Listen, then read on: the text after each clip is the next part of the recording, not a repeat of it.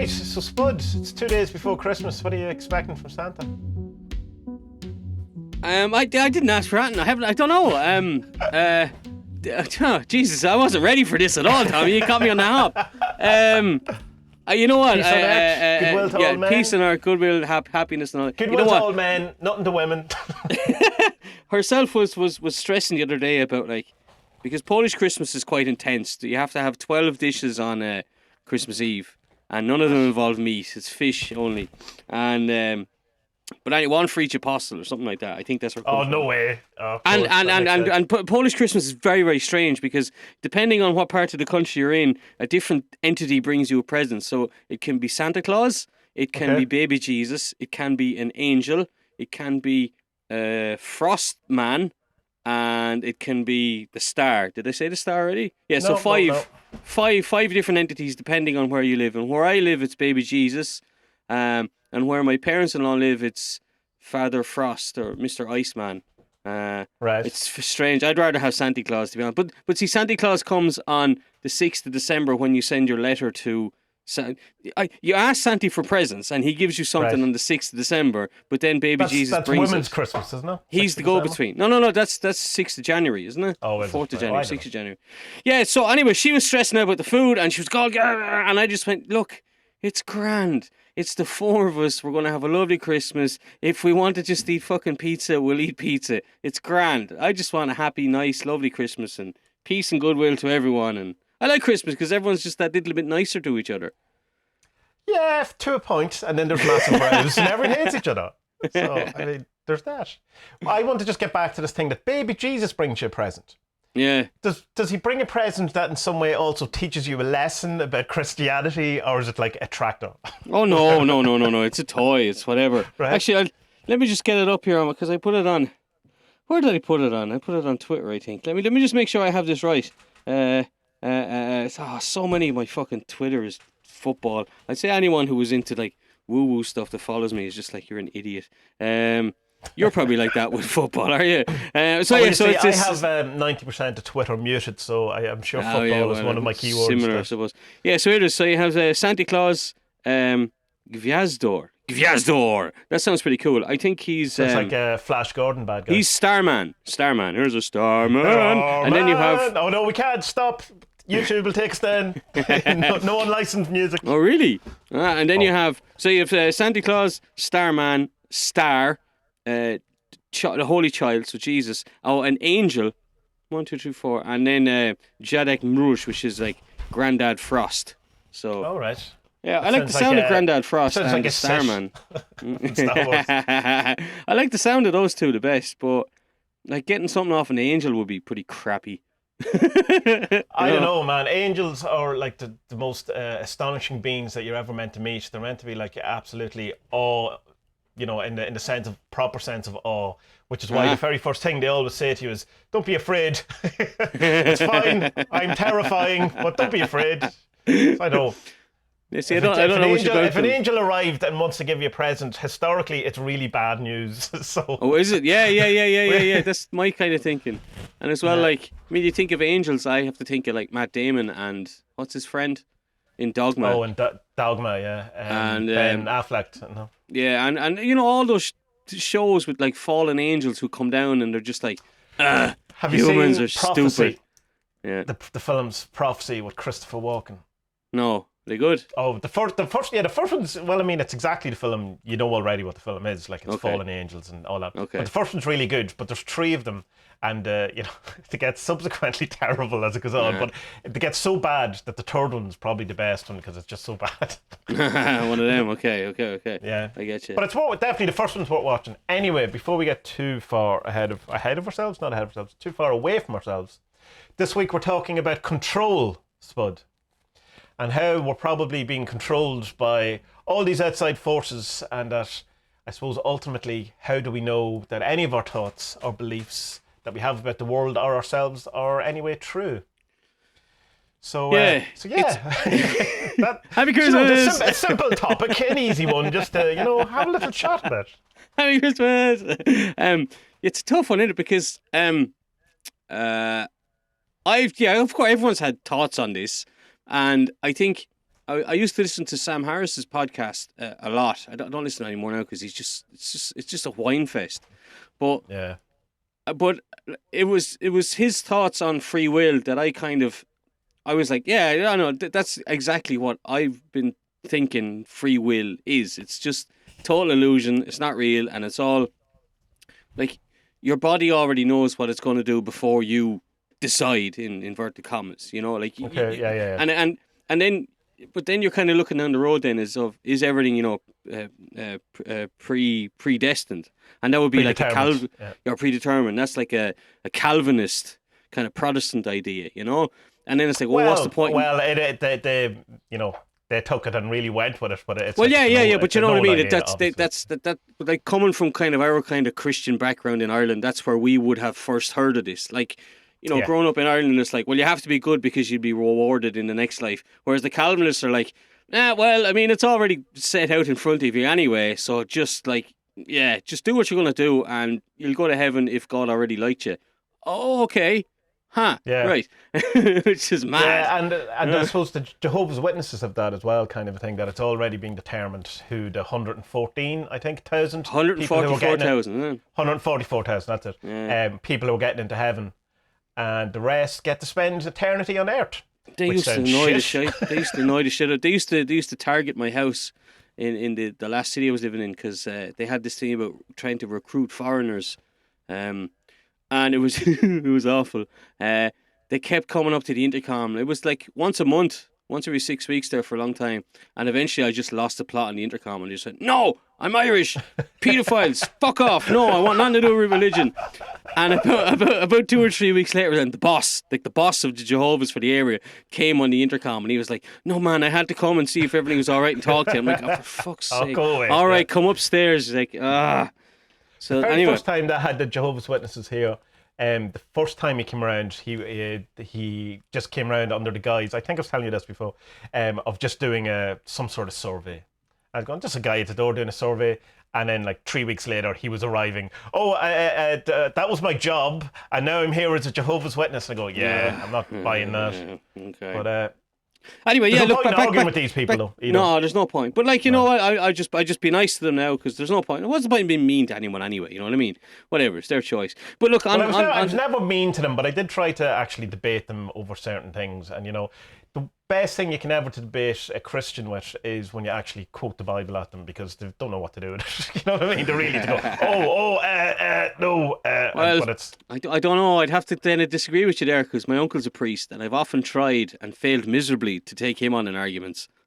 I always lose with him. Ask him what the deal is with Leviticus and how God's all right with slaves. He's all right with animal sacrifice and human sacrifice. What's going on there?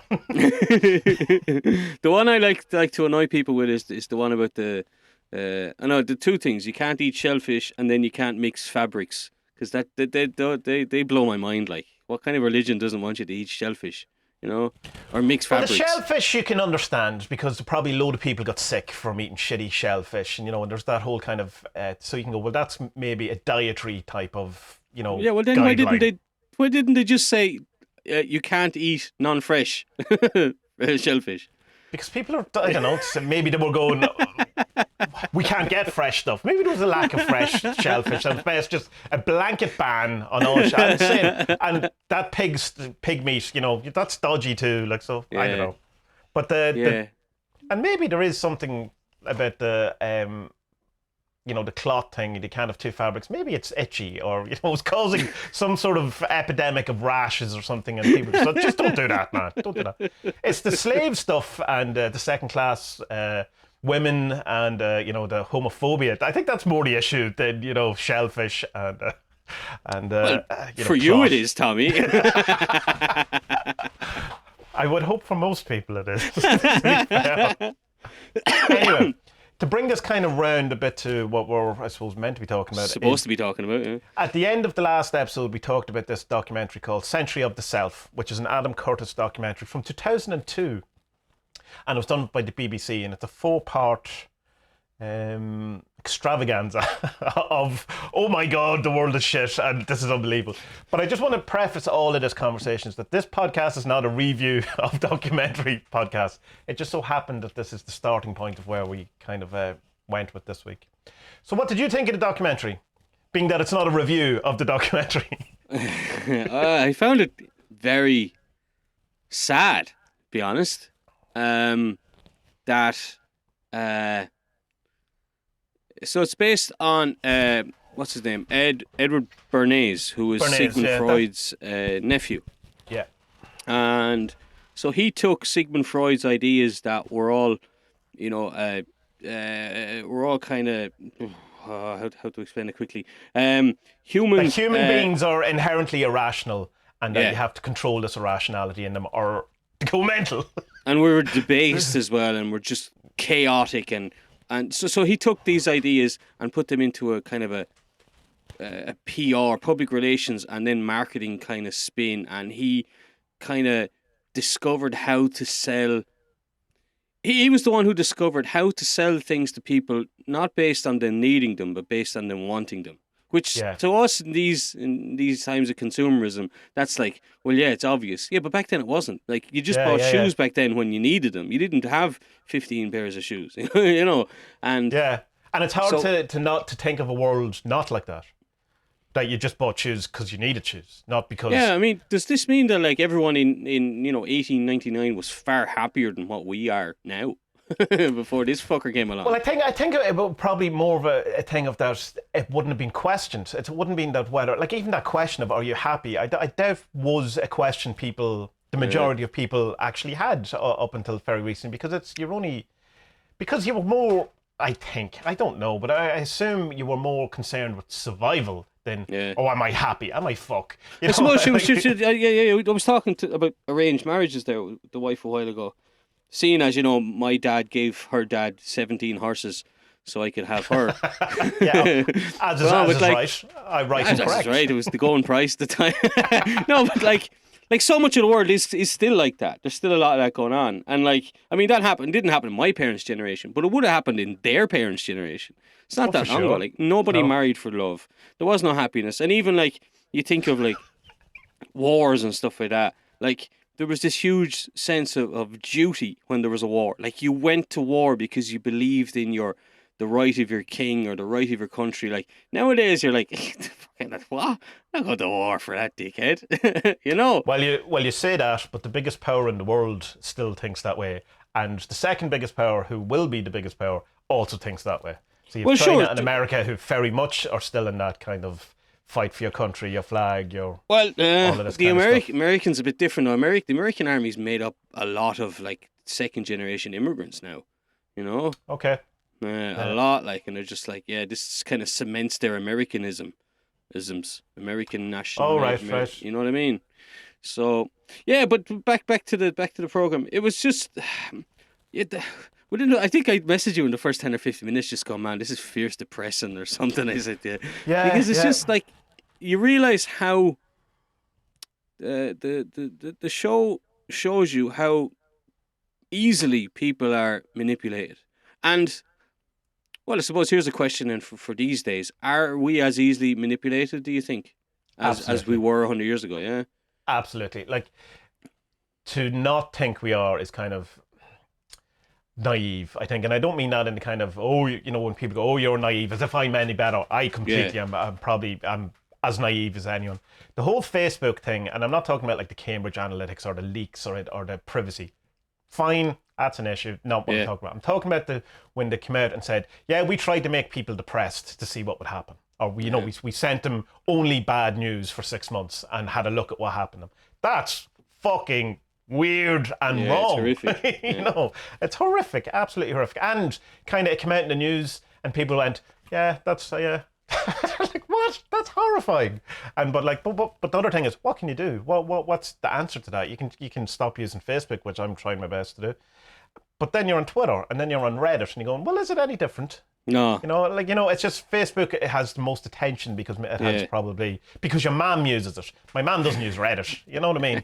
And thank God, the depraved areas of Reddit that my mum would be subjected to, I really don't think. How bad is your mom on Facebook? My mom's awful on Facebook. My mum is great on Facebook. She lurks and doesn't talk to anyone. Oh, well, my mom's awful. She puts she comments under like my mates would put up like, baby photos or something. And they're not like my Irish mates who like she might actually know. They're like mates.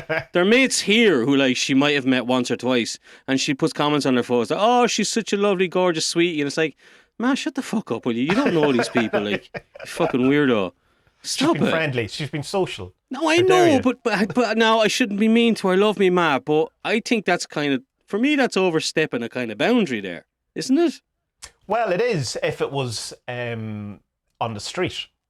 But it's a social space of where it's totally allowed. It's totally, you're allowed to talk to people about their private affairs, of people you've never met and have no kind of idea how you initially made any sort of contact.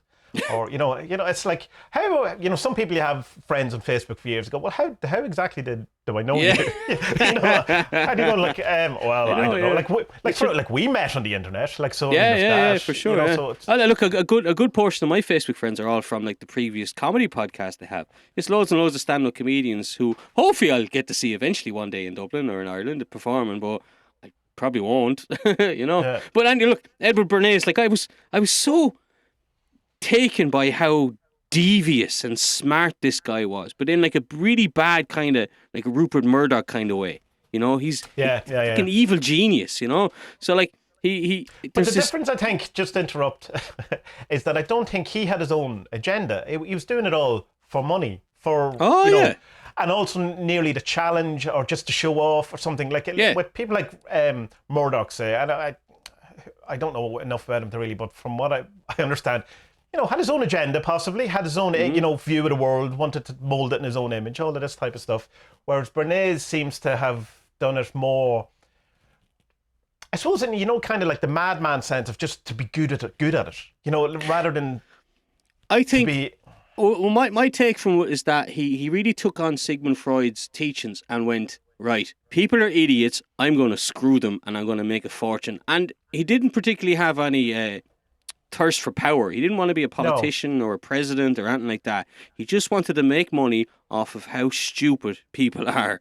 It's kind of like I don't even think it was the money. I think it's like getting not one over on them, but like the money was kind of, it seemed to me a kind of a side thing of it. I don't think that was his motivation. Like I think he was the type of guy, from the 40 minutes I spent with him on the documentary, my deep insight on him, I think he would have done it had he not, well, maybe not, but I assume that was in him to do. I suppose it's kind of the thing about psychopaths, isn't it? They have this thing about wanting to manipulate people and things like that. There was a really interesting quote to start it, and it said, by satisfying people's inner selfish desires, you make them happy and docile, Well, but the happiness thing, but it's only by being part of the process.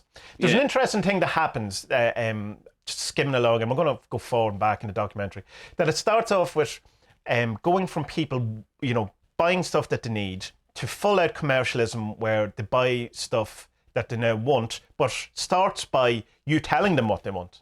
Yeah. And then there's a kind of a backlash where it's people want to have, well, now I've decided that things define who I am, and that I'm a type of person who, I'm a Dapper Dan guy, or whatever is the thing that I drive this particular car. So rather than being told what they want, they kind of have their own kind of idea. Well, I'm going to find things that Apple, define Tommie. me. It's Apple. Apple are the biggest at this at the minute. Exactly that. Definitely that Apple. Defines me as a person. Yeah. I am an Apple guy, yeah. But even at that point, what they discovered, those powers that be, that you could still put people in categories. No matter how they decided they were unique, how they defined themselves through different things, they could still go, yeah, we have you. By a 30 question now, could put people in these, what I think it was lifestyle choices or something like that. LALs, lifestyle, whatever it was they had. And they could completely and utterly, even with them thinking they're the most unique people, counterculture people, by definition, going against the thing, we're still falling into the same boxes, or definable boxes. And you could then, then they were saying that the Reagan and Thatcher and stuff, like how they approached the elections at the beginning of the 80s was due to this type of thing, that they were going to a particular sect of people who don't exist, in a sense. Like they were saying, it's not monetary, it's not location, it's not level of education. It's not race. It's not sex. It's just grouping them together by how they define themselves and how they see the world. And by appealing to that kind of, and I think Reagan's one is, I'm going to get the government off your back. I'm going to get the man off your back. Vote for me. Ronald Reagan, like. The man. It's crazy. It's like there was a guy on. The man. there was a guy on. I was listening to was it James O'Brien. He's the he's one of the anti-Brexit kind of DJs and talk radio people. I think it was him. He was interviewing some guy, and he was saying that like he couldn't vote. He's from a traditionally Labour background, and proper working class area, worked in the mines and all this kind of stuff. And he was saying that this was the first time that he couldn't vote for Labour because the elites, he couldn't vote for the elites. And he's like, and so the interview went on, and like he trapped them. James O'Brien's very good at this. He's trapping people into where he wants them to go. And he says at the end of the interview, then, so who did you vote for? And he's, I vote for the Conservatives and Boris Johnson. It's like, what? But this is it. I mean, Brexit's a great example of control and about like how manipulation, how basically the side of a bus changed the entire country. Like, that. Oh look, there was a great. What the hell was I listening to the other day? The podcast I was telling you about before, the Irish fella, Williams, David McWilliams. He interviewed someone who had worked with Cambridge Analytica, and she was saying that during Trump's campaign, they did something like 500 million Facebook ads, something like that. Wow. Whereas Hillary Clinton only did 50,000. And it was all targeted on like different aspects of like, like if you were kind of a rebellious person, then you would get a certain Facebook ad for Trump. If you were a more kind of docile, kind of normal conservative, then you get a different Trump ad. Whereas if you were a Democrat, then you were just getting the same Hillary Clinton ad across the board. So it's crazy, like how targeted. And and that sounds like politics and all that, and that's manipulation, all that. But Netflix do it. Netflix will show you a different poster for the film, going by what you've, than I get, going by the different things you've watched. So that's mad. It's like all levels. It's like and then you have to think, and this is the thing that's most horrifying to me, and it's a thing that we kind of touched on in the last podcast, is like we can see this, and we can, that we can see it, and we can kind of, to a sense, understand it, and it's open and it's there. What are the things that we don't know about? What is the kind of control systems or the manipulation that we have no idea about? And the reason why I'm saying it comes back to what we were talking about last week when I asked the question, if an alien came down and had a look around and goes, was there something blaringly obvious to them about how we run our lives that we can't see at all? And we come up with music, and I think that is a good answer, but that's more of a positive spiritual, that everything is great. Yeah. But I think there's probably some stuff where they'll just go, you don't see this. You don't see what's going on here. Money is probably it. Money is probably it, but like you have to watch this program and just be like, right, well, it's changed that quickly in 100 years. Like, what's it going to be like in 100 years' time? There's no way this can continue, can it? Consumerism can't continue like this. Well, that was the big question at the beginning of it, like the Edward Bernays at the very beginning were going, well, what happens if people run out of things they want to buy? And very quickly they discovered, well, they won't if you put in the redundancy. This is why washing machines only last 5 years now, not even that, because they're designed to fall apart. Books are designed to fall apart, which is how dare you? You know what I mean? But that's it. So like, I mean, it's not, they can't, when you ask the question, well, it can't go on like this. It can if your computer has a life of 5 years and needs to get a new one, or your car. No. But I don't necessarily mean the buy-in of stuff. I mean, how long can it be before people realize, like, Jesus, we've been hoodwinked for the last 100 years. Like, it's time to cop on. Well, that documentary's from 2002, so all of it put together for nearly 20, well, close to 20 years. A whole adult has been born and can now drink between in Ireland, not in the States. But what's crazy as well is that, like, I mean, to blow my own horn here, Tommie, I think I'd be fairly clued into stuff. I have a good interest in a lot of things, and I've never heard of this fucker.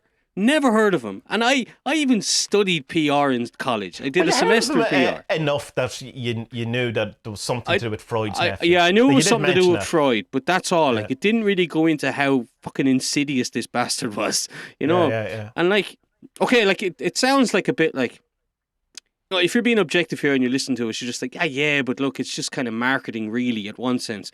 But in the second episode, it goes into like how his kind of tactics and not, you wouldn't say teachings, but how his tactics and his influence were used in like his approach, how they were used by like the CIA, and like it started a fucking civil war in Guatemala and stuff. Oh yeah, the Banana Republic, and we know that Banana Republic, and I wasn't 100% sure on what that actually was, other than the some sort of Boomtown Rats reference.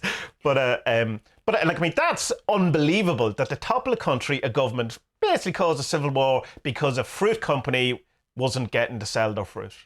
You know what I mean? And like, that's... No, it wasn't even. It was like, it's like if, how to put it into modern kind of terms. It's like, okay, so where most of your listeners will be what, American or Irish or American, aren't they? Who knows? Western. Right, okay. So... let's just say, at the minute, there's been this kind of pressure with the Irish government about Facebook, because Facebook is in Ireland and pays very, very little tax, if any at all, and it funnels all of its European Union profits through Ireland and pays almost nothing to it. So, imagine, right? Fair is fair. So does Amazon. So does Google. Oh yeah, there's loads. All this. Yeah, YouTube. I'm just picking Facebook because they're nasty, you know. So let's just imagine that there was a new prime minister who won an election in Ireland, saying, we don't like what Facebook are doing. We're going to take over Facebook and make sure that they commit to our laws, okay? This is exactly the same as what happened in Guatemala with the fruit company. So then the fruit company, or Facebook, set up this completely fake news agency and started bombarding the European and American press, saying that there's civil unrest in Ireland, there are pro-communist forces coming to the fore, and they're going to take over, and they're going to kill Americans, and that's exactly what happened. And then it led to a civil war, just because this Edward Bernays guy was helping the fruit company not get kicked out of Guatemala, even though they were breaking tons and tons of laws and being general tossbags. No. With your reference of Facebook, not only thing is, Facebook already is its own made-up news. Well, yeah. Doesn't need to set up a new one. It already has it. But that's the question that come out. That my concern and my worry is, like, the people who were in America at the time, I assume, felt it was their patriotic duty to, you know, they definitely felt that this was a threat. They weren't kind of feeling, they thought people were going to come up from, as they still do now with Mexico. It's the same kind of thing, and come and take away whatever it is to have, whatever. What is it? What are the things that are happening that aren't as obvious as that? What are the things that are going on in the world that we, as are the equivalent now? What are we being told? What are we being fed? What is it that who are the people we hate? Who are the people we are scared of? That, that's the lie, that the equivalent lie now. And I mean, there has to be. There's no question about it, that in my mind, that there is these things going on now. Look, it'd have to be. I have a good interest in politics, and I think, from looking outside at what happened in the last election there in Britain, it's obvious to everyone outside of Britain that propaganda won that. And I don't know if people living in Britain have really realised how bad the propaganda is where they're living. Like, we're on the outside, so we can look in and see it, and we're like fucking morons. But like, they're living there going like, "Oh, Jeremy Corbyn's an elitist." What are you on about? He's a communist. He's not an elitist. That's like the opposite. But anyway, like, this is just an example. But my thing is to say that everyone, we're on the inside of it, and someone else is looking. Like, no matter who you are, to think that you are not. Yeah. In a bubble. I wouldn't think that there would be one kind of thing. I'd say it's very much a kind of east versus west, kind of wherever your influence lies. It's kind of like, in the West, we're taught, like, particularly where I am in Poland, like, Putin is this horrible, really terrible ogre who, but like if you cross the border into Ukraine, where it's pro-Russian, then they don't have that image of him at all. Like, Jesus, there was a thing the other day about Stalin was remembered. And some big anniversary party was put on for him, and like people on Twitter are just having a meltdown over how could you do that? But like I have friends who have been to Georgia on holidays, and he's a national hero in Georgia because that's where he was from, and they're like, yeah, but like we don't really know how many people he killed, and he only killed his enemies. Oh right, okay. All right, yeah, that's fine. Yeah. Plus as well. I've been reading a bit on Stalin, and you know the way they say that, like, you know, Stalin killed like 4 times what Hitler killed. Like that's not true at all. It's just not true, and it's been found out that it's been sourced back to the original guy who wrote this, and it's been shown, like, it's only recently it's been shown as actually bullshit. Like, we don't know how many we don't know how many Stalin killed, but it's not like 4 times what Hitler did. It's pretty obviously it's bad. I'm not standing up for him here, but it's not that propaganda thing that we've been told, you know.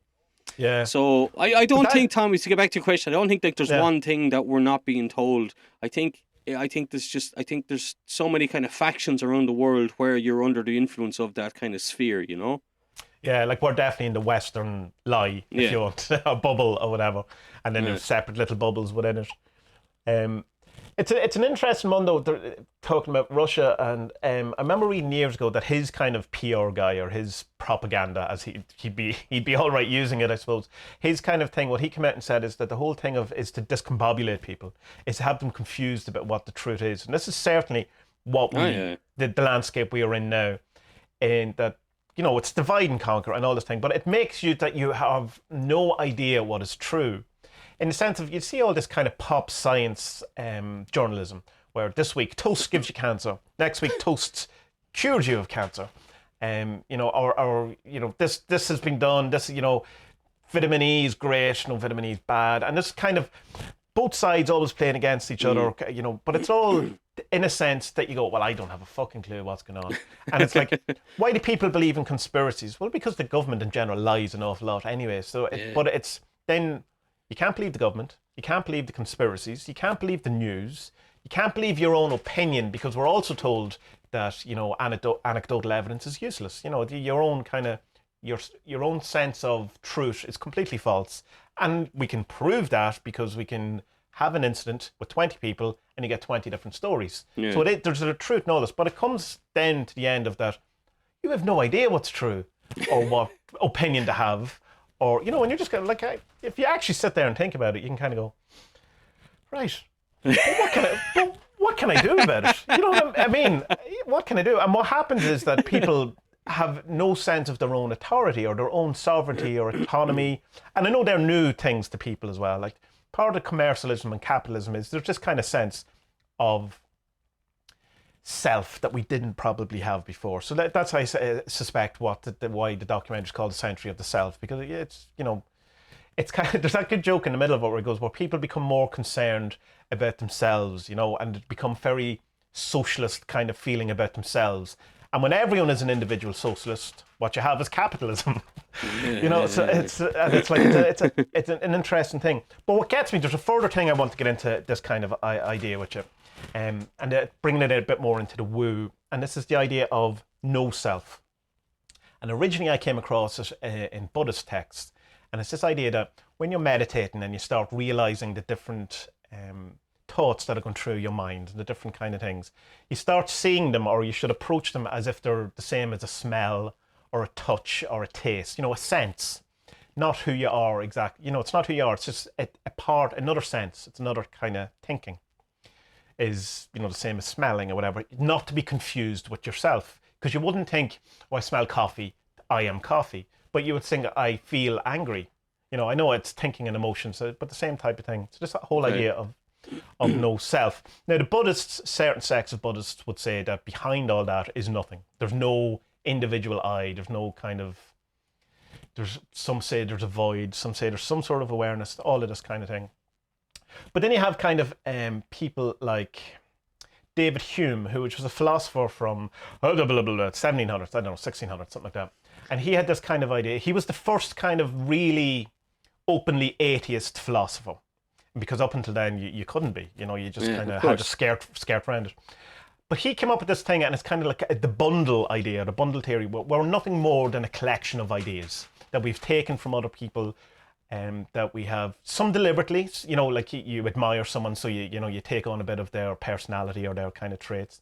Some unconsciously, so say, you're a miser because your dad was a miser, or the things that you just kind of have come on you because of the nurture conditioning, element of, yeah. And then he would say that behind all of that and these things, again, there is nothing there. There's no one there. And it's interesting that you have people like Daniel Dennett, who would be a kind of he's a philosopher, I suppose, but he'd be part of the Four Horsemen of the Apocalypse in the Dawkins, Sam Harris, Christopher Hitchens, that documentary, if you've ever seen it, The Round Table. Yeah. He's one of them. And he would have the approach of, again, that consciousness is just an epiphenomena of the brain, which just basically means that it's a byproduct of the brain. As the brain is you are a body trying to survive, and this consciousness kind of emerged out of it as a thing that kind of happened along with it. But again, not real, not a type of thing. And so then, this has been sitting with me on and off for a while, but it's come to kind of on my mind since I started doing the therapy, and I've been really doing, proper introspection and looking at it. And there's a thing I did a couple of weeks ago where I sat down and I looked at all my personality traits, good and bad, and I could pinpoint exactly where all of them came from. And the scary bit is when you get to the end of whatever, there's no original thought there, and you can't really go, well, there's adaptation of other people's thoughts, there's kind of evolvement of other people's thoughts, but you still know where the core of what your belief is came from there, from that book, from that person, your sense of humor and all of these type of things.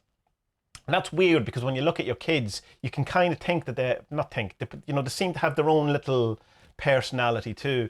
But if it's true that there's nothing behind it, then that means they're getting that from day one up, straight away, and forming these things that's all around you and all of these things.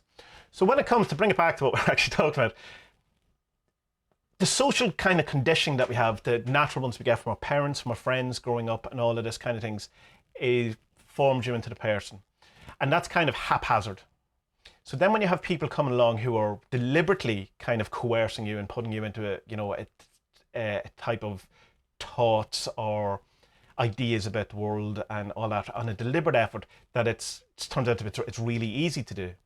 So the question then at the end of it is, what the fuck are we? Who are we? What is the thing? Because when you look at it closely, there doesn't seem to be a thing behind Tommie.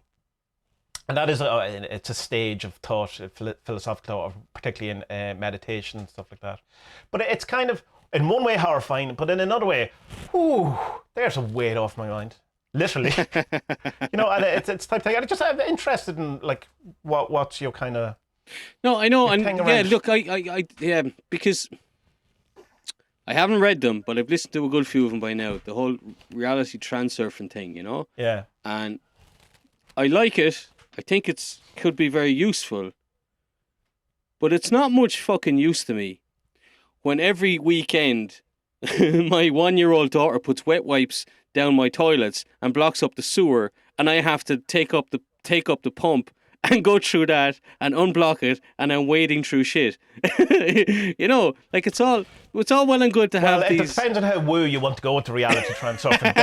There is a point where they would say you are, that's a pattern. So it's your pattern. It's a loop. It's a thing that's happening. So there's either, whatever way you want to look, there's either a lesson that you're missing, there's kind of something, or there's a role you're playing that you had, in a sense, some sort of, it's a false conclusion that you've drawn about the world, that this is why it's a repeating pattern in your life. That's all depending on how woo you want to go with the whole thing.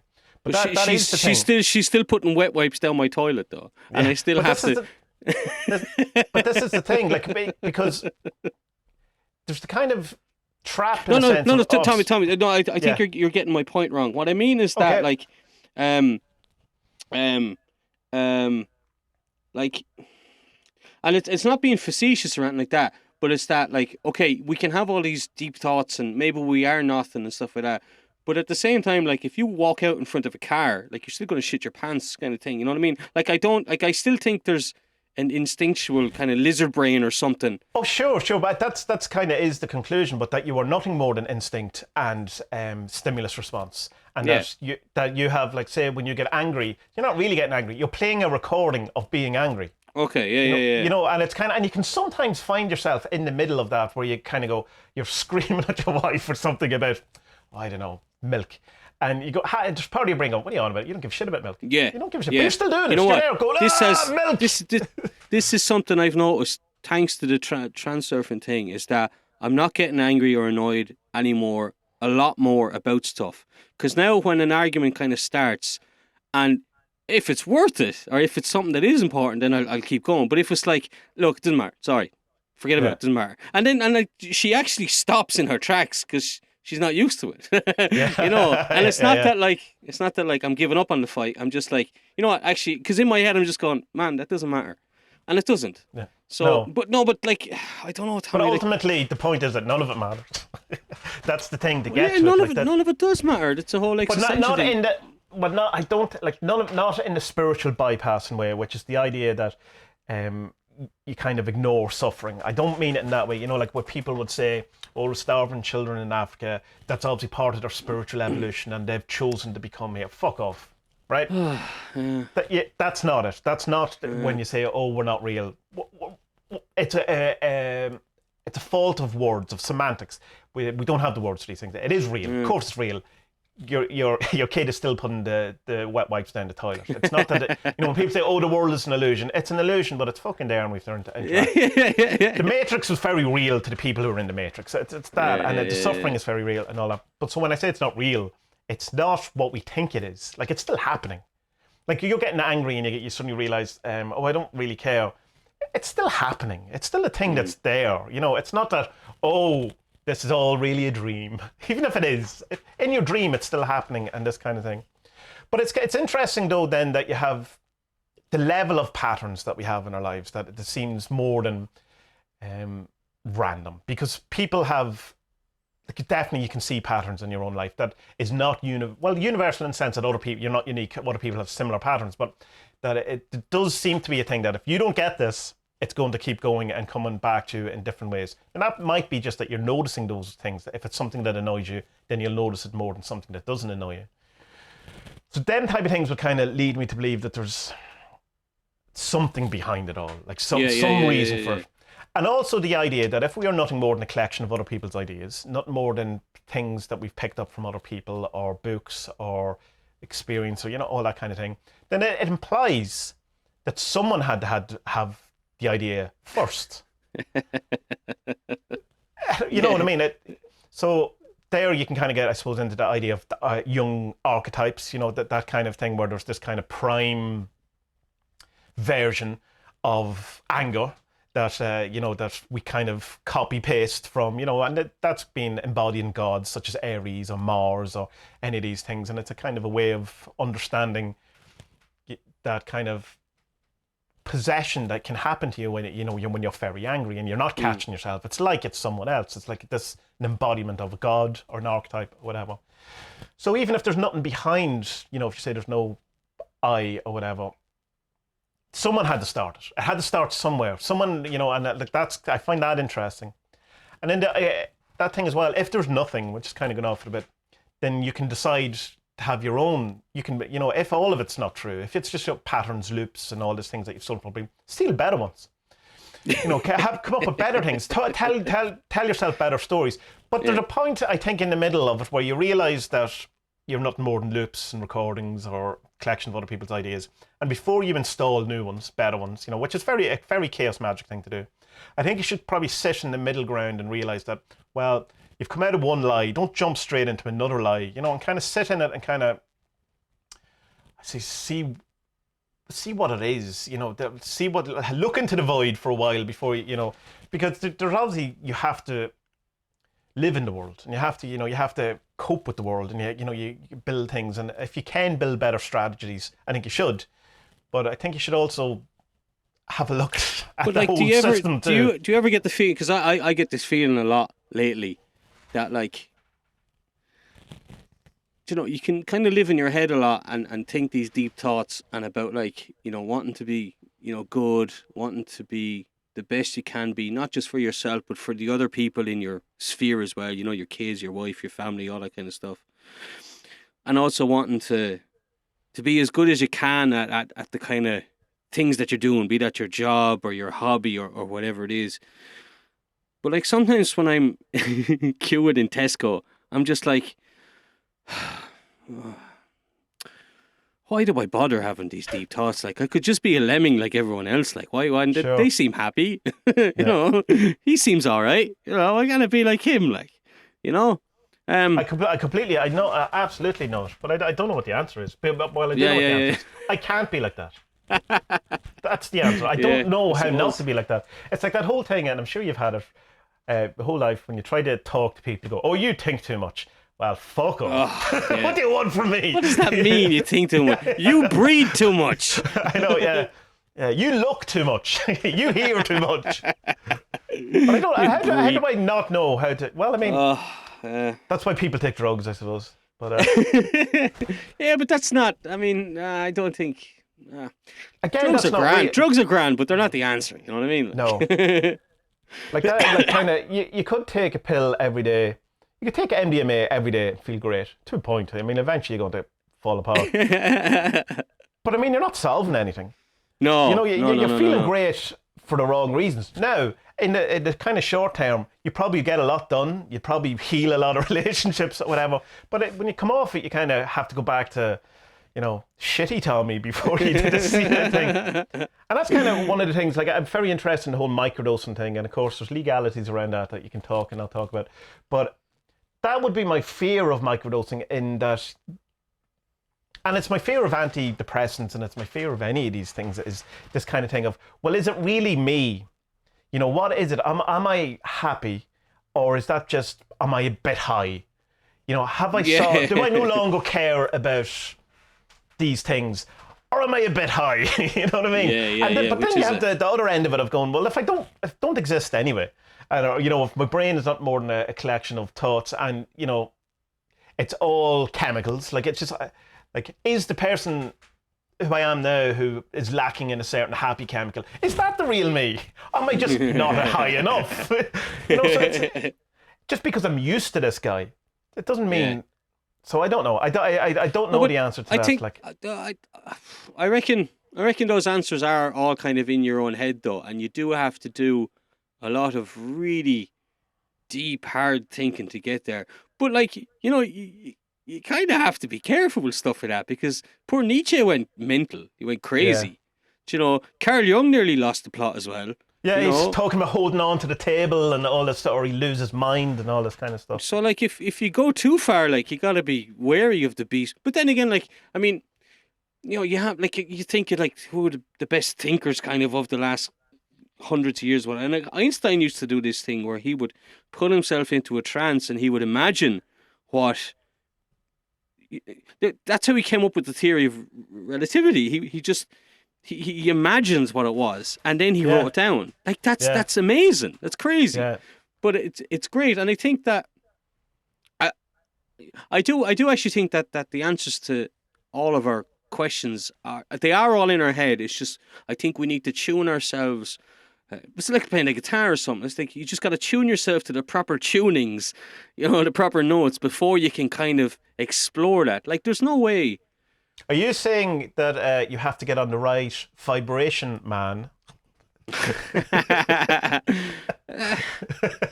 Well, look, whatever helps. Do you know? Yeah. No, like, whatever helps. And like, if, like, for example, I went through some therapy as well a couple of years ago, and while I was going through it, I was kind of kicking myself, going, why didn't I do this 10 years ago? I could have sorted so much stuff out. And I said this to the therapist, and she's like, yeah, but 10 years ago you wouldn't have been ready. You wanted to do this when you were ready for it. And so I think that, like, me and you, we have these kind of deep questions, and we talk a lot to each other about stuff like this from time to time, and about boobs as well. We're not complete weirdos. But like, I think you just kind of have to be at that stage of kind of where you are in your life, that, okay, well, this is cool and this is happening. Why is that happening? I'd like to know a little bit more about it, And I think you have to kind of come to terms with that. You mightn't get the answer. Like, I mean, there's a part of me that's going, "Oh, I will sort this. I will solve this puzzle by the time I die." Probably won't though. Yeah, probably won't. But Yeah. then like I have to come back to my old mate Joe Campbell. Then it's the journey. It's not the result. You know what I mean? It's like, okay, you won the football match, but like, playing in it was probably better crack than winning it, or than the result. You know what I mean? Okay, Yeah, the result, sure. yeah, you won, great, woohoo, I get a medal. But like, yeah, but you scored the goal. That's more. Yeah. That's more. You get me? Well, it's not more important. Yeah. But you get me? You know. Yeah, But it only relies on the fact that there is an overall competition or a league or whatever. Like the Joseph Campbell thing, in a sense, the hero's journey. If when you die there's nothing, it makes it pointless. So there's a kind of an implication that there's it's going somewhere, or in a sense. Like, I mean, I'm not sure. There's a lot about Joe Campbell that isn't kind of revealed. He was mad into his Native American stuff, like really crazy into it, and it doesn't always come through in the book. But I think he was balls deep into there.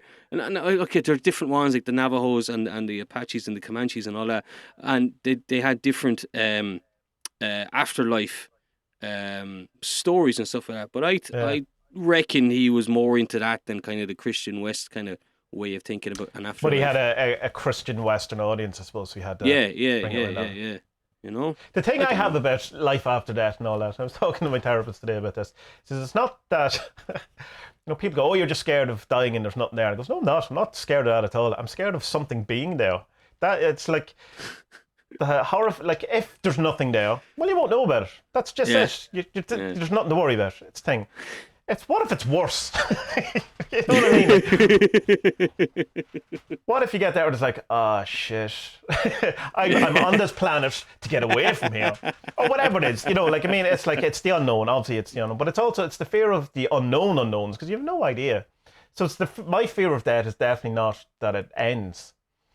It's mine is that it Mine, it I keeps going, used to be really scared of flying. Like, I'd have to drink heavily before getting on a plane and stuff. Now I'm fine, but because I just came to realize it was a control thing.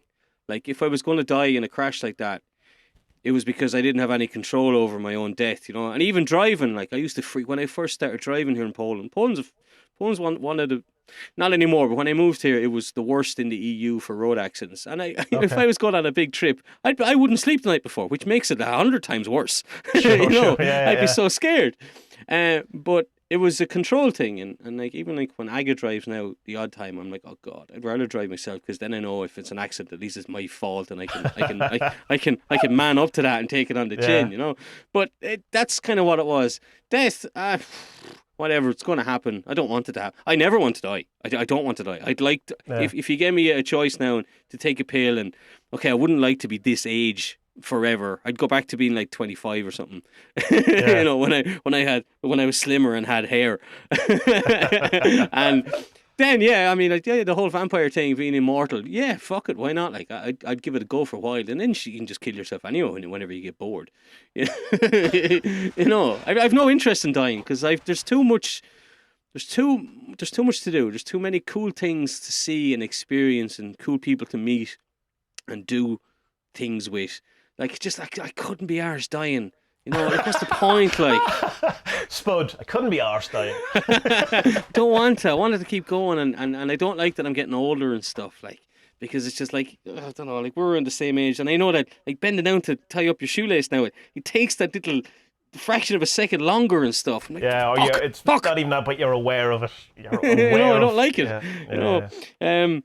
But like, there's the thing you sent me yesterday, this video of the egg. And I mean, I think that's a very nice kind of romantic idea of what could happen after we die, that we're all just part of this one kind of singularity, and we're all experiencing reality differently, but at the end we're actually just kind of one thing experiencing it differently, which is exactly the same thing as what I just said.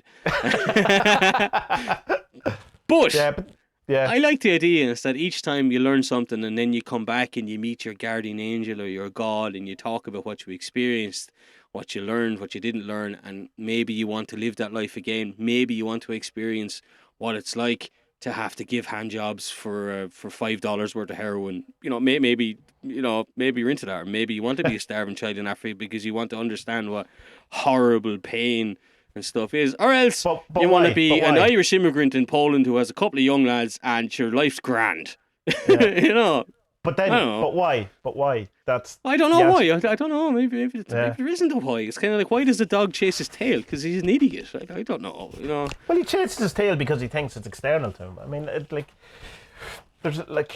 Yeah, he's an idiot. Yeah, he's an idiot. And I mean, I understand that it's probably impossible for us to understand the why, or maybe there is no why and all that. But I don't know. I don't know how I feel about anything anymore. I used to like the idea as well that like for every time that something is solved in our kind of lives, it opens up. It's like when you open up an orange.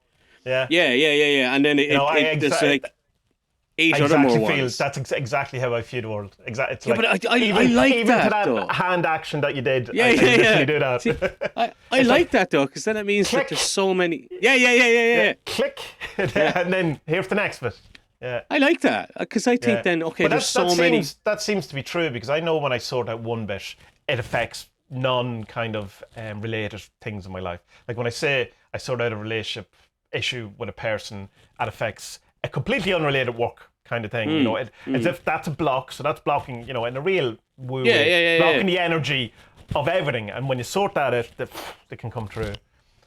But I don't know. That mightn't be. I think as well though, like the more kind of these kind of little riddles that we solve, I think the kind of easier your life becomes. Like my life's pretty easy now. Like I'm very lucky and very happy where I am. 10 years ago I wasn't. I wasn't. My head was wrecked all the time, just stressed out. I used to wake up at night sweating. Just sweating. I convinced myself I had leukemia and stuff, and I wouldn't go to a doctor. I wouldn't go to a doctor because because I was a man and because I was convinced he was going to tell me I was dying, But it was just stress. Like it was stress. Like I was sweating so much from stress. I hated my life. I hated where I was and what I was doing and stuff like that. No, I mean, I don't want to be a moan fest or anything like that, but it's just. And plus as well, like I'm the type of person who needs to think a lot about things to sort them out. I can't have someone tell me, no, you need to sort this out. No, I'm an idiot. I need to. I need to. If I'm hammering in a nail, I need to hit my thumb before I learn how to do it properly, rather than someone show me how to do it. I'm that type of person. But like there are like, like I look at say like my mother-in-law who like I know doesn't have like any thoughts of this at all. But she has the simplest life of anyone I know, and she's happy as a pig in shit because all through her life she has kind of known, right, well, I'm not going to get involved with that idiot. I'm just going to go down that road and I'm going to be happy. And she's like, I'd love to have that kind of steely determination of just saying, I don't need to think about that for very long. I'm just going to do that. It's like, wow, you're a legend. Yeah. Vanessa, my wife, is the master of that. I always say with people, talking about magic, Vanessa's much better at magic than I am and knows nothing about it. She just has, she wouldn't even call it magic, but she definitely has that kind of thing of, well, I'm not worrying about that. I go, but you have to worry about it. What if we lose that? No, I'm just not worrying about that. And then, when it solves itself, she just goes, well, there's no need to worry about it. I go, I have to worry about it. But man, I'm coming around to that way of thinking though, finally. And I'm just saying, like, actually, yeah, that's not important. Like, I was trying to, I was getting a little bit into kind of carpentry there for a while. Well, I still like it. I was making a thing and I was showing you how I was getting along. And I was really annoyed with myself that it was taking so long. Like my daughter was sick and the boy was sick. And then we went to Ireland and it just wasn't getting done. And then I just went, what the fuck is wrong with you? You idiot. It's just a stool. That's all it is. It's grand. You'll make it when you have time. It's okay. I think you just kind of have to learn to let go and just be. But look.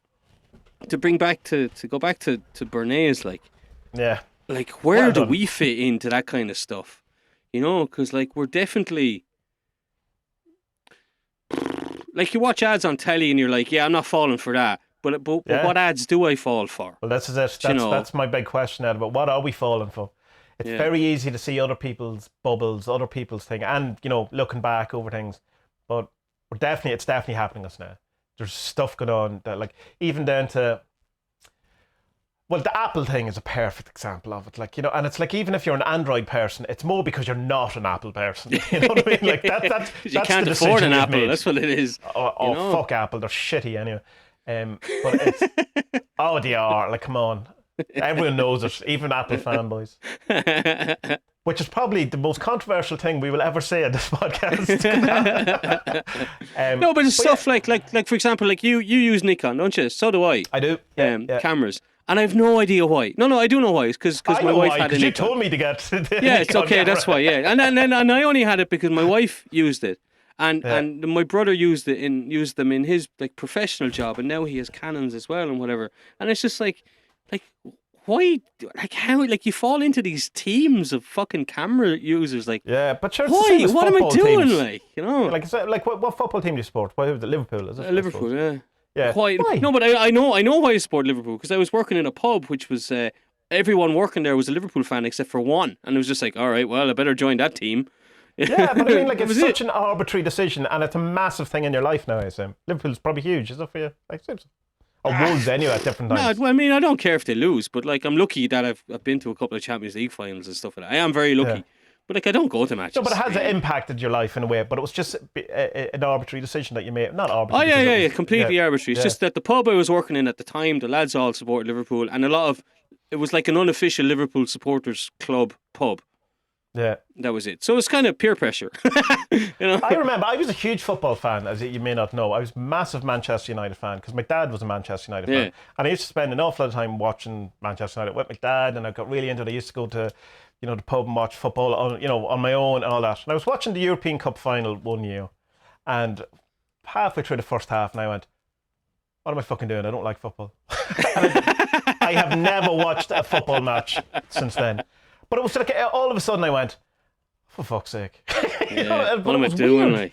Yeah, it's just like going, what was that about? And it was probably obviously, if you want to look at it, trying to connect with my dad or something like that. But it's like but imagine not realising that. Or what are the things where I haven't realised that, you know, like what's the thoughts, the kind of things where you can't see it as obviously. Well, I suppose a way of looking at it is like, what have I been buying lately? What do I have? And Aga is a big influence on me over this lately, because she's gone fucking balls deep on fucking minimalism and just like. But I started it a year ago. I watched the documentary by Stacey Dooley about the clothing industry and about cotton, and I haven't bought. No, that's not true. I think in the last year and so many months, I've only bought 2 new pieces of clothing. Everything else is either secondhand or I'm just not buying stuff. Or else it's given to me as birthday presents and all that. And I'm not buying clothes anymore because it's just what it's doing to the environment. Is like, if you think some people become vegan for animal rights and some people do it for environmental issues. And like, if you think it's the farmer's fault that the climate is changing, then you've no fucking idea about the clothing industry. They are far more responsible for anything that's happening in the climate than the poor farmers are. But anyway... So that's one thing. And then there's like, I'm only buying really bare essential things that I need now, you know? So I'm not buying any like doohickey. Like, I used to be mental for little trinkets and just fucking souvenirs and all that kind of, and it's just tat that I don't need. You know what I mean? Like, even though like there's plenty of things, like I was telling you, I want this statue of Radagast. Yeah. I don't need it, but I do want that. And that will make the place and it would define you as a person. Yeah, you know. This is the type of person I am. It's weird. It is weird. I have in some ways really cut down on buying shite when especially with Lidl and Aldi, and you just go, oh, I do need a crep makeup. No, I fucking don't. I stopped doing that, but I definitely buy books that I'll never read because I want to. And it defines me as a person. But the hope is that I will read them. It's just that, it's that thing, you'll never have time or whatever. But it's that balance thing again, though, of like trying to, you don't want to withhold stuff yourself. You don't want, it's not like the Protestant work ethic of, delaying the gratification or, it's pure to suffer to not want these things. I think, life can be hard enough. Buy the fucking book, have the fucking statue.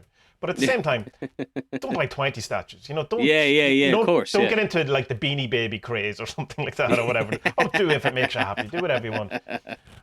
But it's like trying to, as much as possible, buy stuff because you need it, or Like- you actually consciously want it.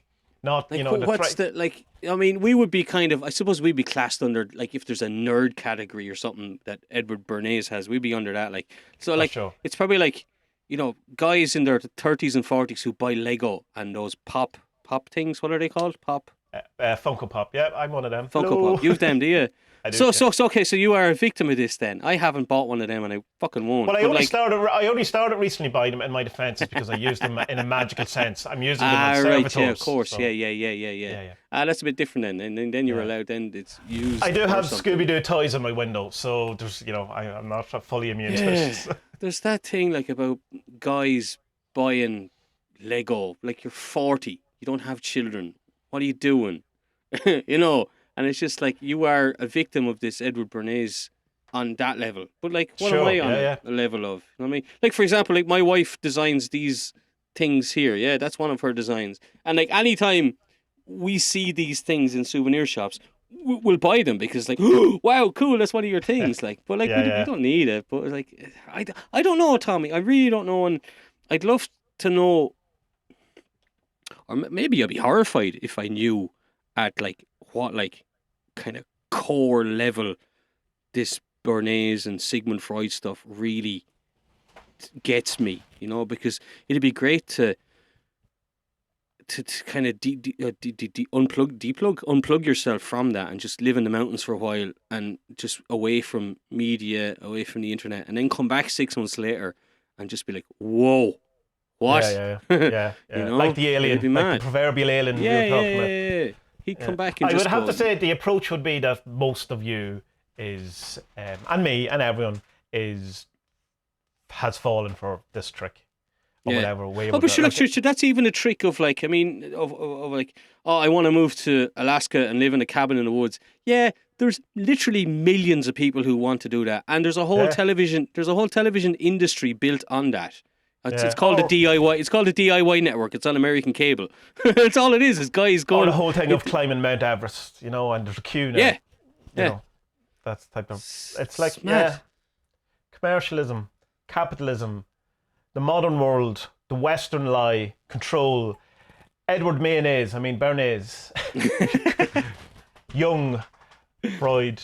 Oh, we didn't even get into Freud's daughter, which was that's a weird story in itself. Jesus. Or the Est stuff, or the Esalen Institute. I would suggest that everyone should watch this documentary, even though this is not a review of the documentary. But it's like, it should be shown in schools. Definitely, it should be. And well, we're assuming Adam Curtis is honest, and it's an honest portrayal, and it's true. It seems true. It doesn't seem to be. Anything I've looked into it further doesn't seem to contradict it or anything. But well, I know he's as a journalist, he's very anti-left. He's pretty much a neocon on his political views and stuff like that. So I don't know how it seems balanced in his documentaries though. Like I don't get that from Century itself. Right. Well, I don't. Do you? Do you get? I didn't get it from these. No. I wonder though. Stuff like this just kind of makes me wonder. Right, what is going to be the end of? What's going to be the straw that breaks the camel's back on capitalism and commercialism? Because there's this thing that keeps coming up in the documentary that if we make people happy, or if we make people believe they're happy, then they're docile and they're controllable. But like, where is the point where people don't become controllable? And like, is it going to take a fucking, it's going to be like the French Revolution where the peasants rise up and finally kill their masters. Like that I don't think that can happen, because now the militaries in countries, they're just too strong. It's probably going to be some sort of natural disaster, some sort of epidemic, some sort of thing where we'll see them. Oh fuck, we're not in control. The authorities aren't the saviors. They aren't. There's no one coming. There's no protectors. No one. And that kind of where the whole facade will fall apart because 98% of people died around you or something like that. That I mean. Or something great happens. The Messiah comes down and goes, "Oh lads, don't be at this. Don't be doing that. Just love each other. Just love each other. Put away the Funko Pops. Put away the Lego." I prefer the second one option there, Tommie. I hope some benevolent alien being comes down and just says, "Lads, I got this. You know. Well, that is, I suppose, the thing, like the alien thing. If the aliens did arrive and they're not fucking arseholes, or which of course they are. They are. There's no question of that. There's no way good aliens are coming to visit us. Yes, I'd say something significant like the Messiah. 98% of the population of the world dying, or aliens, is the only way we're getting out of capitalism. Oh, Maybe. Christmas thoughts, Christmas cheer. Yeah. Right, so that's an hour and 10 minutes or so. I think that's satisfying of a podcast. Have you any I conclusions? hope we didn't make anyone sad. And like Tommie says, go and watch it because you'll learn a lot about how you are targeted. And it gets progressively less depressing in a sense. It gets more, when it gets more up to modern times, it becomes a bit less insidious. Only because it's based on, the bed of lies before it or whatever. But I don't know if there's anything actionable you can do out of it. That's probably the most depressing thing. I think this is just the world we live in. And being aware of it, you still have to engage with it. I don't think there's any getting out of it really. Like, I'd probably not feel guilty about it too, I suppose, because that's kind of, that'll kill you as well at the same time. I don't know. I wonder what would happen though if like Paris Hilton was to watch this. Someone who's like, balls deep in commercialism. Kim Kardashian. Well, you have it. You have Russell Brand. That's exactly what happened to him. He was the MTV poster boy. The fucking celebrity du jour and all that kind of stuff, and became woke, and no one takes him seriously. So I mean, like he's I like him. Jim Carrey's the same, isn't he? Yeah, but he's anti-vax stuff too. Like there's kind is he? Isn't his wife Jenny McCarthy? It's not who he's married to. I have no idea. There's the big anti-vax thing. Maybe I have that wrong, but that's kind of. I'm sure I've seen memes about that. But like no one, like it's looking for a messiah in a human being. It's like looking for the perfect person. Once you get past the fact that he probably has some good things to say. He probably some weird things to say. Like Russell Brand probably some really great things to say. But he's done some. We all have but I don't think you should then discount the good stuff. Whatever. You are the judge of the good. But that's not to say you should enjoy Hitler's paintings either. Like there has to be something better. You have to kind of have to have some discernment about these things.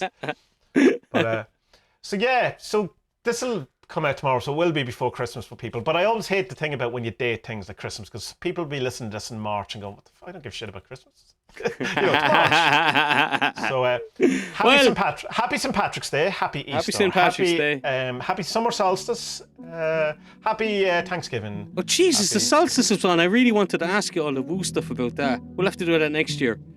Yeah, there's no point doing it in the middle of January or whatever. No.